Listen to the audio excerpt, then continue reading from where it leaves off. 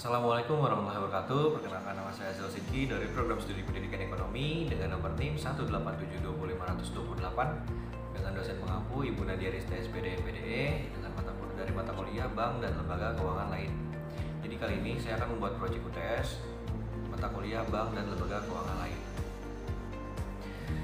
Baik, jelaskan peranan lembaga keuangan bank dan non-bank dalam konteks peningkatan kualitas perekonomian.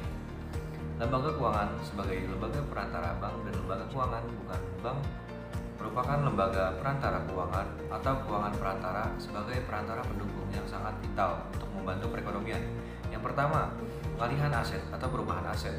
Bank dan lembaga keuangan bukan bank akan memberikan kredit untuk pesta yang membutuhkan dalam jangka tertentu yang telah disepakati. Sumber dan kredit tersebut diperoleh dari pemilik dan yaitu satuan kelebihan yang jangka waktunya dapat diatur sesuai dengan keinginan pemilik, dan dalam hal ini bank dan lembaga keuangan bukan bank telah berperan sebagai pengalih satu set yang likuid dari satuan kelebihan atau pemberi pinjaman untuk satuan defisit atau peminjam. Yang kedua, transaksi. Bank dan lembaga keuangan bukan bank memberikan sebagai lebih mudah untuk pelaku ekonomi untuk melakukan transaksi barang dan jasa. Produk-produk yang dikeluarkan oleh bank dan lembaga keuangan bukan bank atau giro, tabungan, simpanan, saham, dan sebagainya merupakan pengganti uang dan dapat digunakan sebagai alat pembayaran. Ketiga, likuiditas. Lembaga keuangan memberikan fasilitas pengelolaan likuiditas untuk pesta yang mengalami kelebihan likuiditas. Di sisi lain, lembaga keuangan juga akan dapat memberikan fasilitas tambahan likuiditas untuk pihak-pihak yang mengalami kekurangan likuiditas. Yang keempat, efisien. Memperlancar dan mempertemukan pihak-pihak yang saling membutuhkan adanya informasi yang tidak asimetris informasi antar peminjam dan investor menimbulkan masalah insentif. Peranan lembaga perantara keuangan yang menjadi penting memecahkan masalah insentif ini. Indonesia dengan pasar yang belum efisien atau adanya informasi yang tidak sempurna menyebabkan ekonomi biaya tinggi, akan menyebabkan Indonesia tidak dapat bersaing di pasar global. Paling baru di sini, lembaga perantara keuangan memiliki peran untuk membatasi dua pesta yang saling kepentingan untuk menyamankan informasi yang tidak sempurna. Berikutnya, mengapa perbankan syariah di Indonesia relatif lambat dan solusinya untuk mengembangkan bank syariah di Indonesia. Faktor internal penyebab perlambatan pertumbuhan bank syariah adalah adanya dominasi oleh sektor retail, khususnya UMKM, dan akad murabahah pada segmentasi pembiayaan bank syariah. Minimnya variasi pembiayaan bank syariah, kurangnya efisien bank syariah dalam menjalankan kegiatan operasionalnya. Solusinya, yang pertama, memperluas jaringan. Yang kedua, revitalisasi sinergi dengan bank induk. Yang ketiga, pengembangan produk. Yang keempat, pembiayaan yang lebih bersifat produktif. Yang kelima, edukasi dan komunikasi. Yang keenam, peningkatan kompetensi SDM perbankan syariah. Yang ketujuh, mendirikan bank BUMN syariah. Yang kedelapan, pengawasan semua pihak.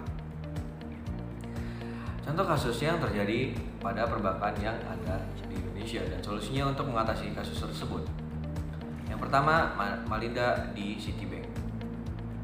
9 tahun silam, nama Melinda Di terkenal di kalangan publik karena kasus penggelapan dan dana nasabah Citibank NA senilai 17 miliar.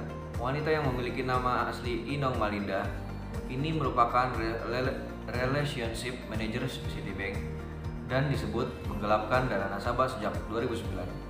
Pada Maret 2012, Melinda Di divonis 8 tahun penjara dan denda 10 miliar. Selain dikurung dan didenda, mobil-mobil mewah Melinda Di juga diminta dikembalikan ke Citibank. Deretan mobil mewah tersebut antara lain Ferrari Scuderia, Ferrari California, Mercedes E350, dan Hummer. Kepolisian menjerat hukuman Melinda dengan pasal 49 ayat 1 dan 2 UU nomor 7 tahun 1992 sebagaimana diubah dengan Undang-Undang nomor 10 tahun 1998 tentang perbankan dan atau pasal 6 Undang-Undang nomor 15 tahun 2002 sebagaimana diubah dengan Undang-Undang Nomor 25 Tahun 2003 sebagaimana diubah dengan Undang-Undang Nomor 8 Tahun 2010 tentang tindak pidana pencucian uang. Selain itu, Melendadi melakukan kejahatan dengan mengaburkan transaksi dan pencatatan tidak benar terhadap berapa slip transfer penarikan dana pada rekening nasabah Citibank. Yang kedua, penggelapan dana El Nusa di Bank Mega. Kasus penggelapan dana juga pernah terjadi di Bank Mega pada 2009 sampai dengan 2010 lalu. Dana memiliki PT El Nusa Tbk senilai 111 miliar yang disimpan di Bank Mega cabang Jababeka dibobol oleh mantan Direktur Keuangan El Nusa Santun Nainggolan dan Kepala Bank Mega Jababeka Itman Hari Basuki.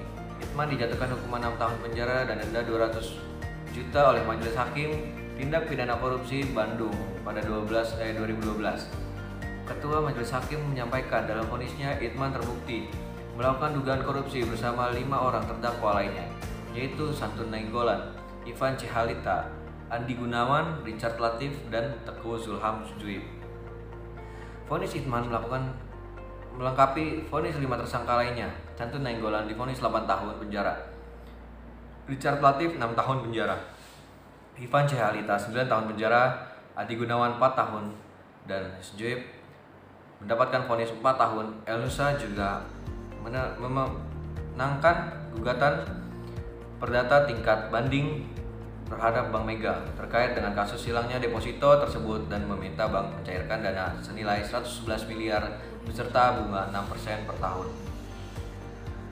Berikut solusinya. Yang pertama, perlu adanya peningkatan kemampuan penyidik dalam bidang akunting dan keuangan. Yang kedua, sistem pengawasan dari pihak bank yang efektif. Yang ketiga, perlu luasan kewenangan penyidik dalam rangka menjalankan tugasnya bukan hanya sekedar menyangkut rahasia bank. Yang keempat, perlu pembaruan perundang-undangan dalam bidang ekonomi in cash, undang-undang perbankan. Baik, mungkin itu saja yang bisa saya sampaikan. Kurang lebihnya mohon maaf. Wabillahi taufiq wal hidayah. Assalamualaikum warahmatullahi wabarakatuh.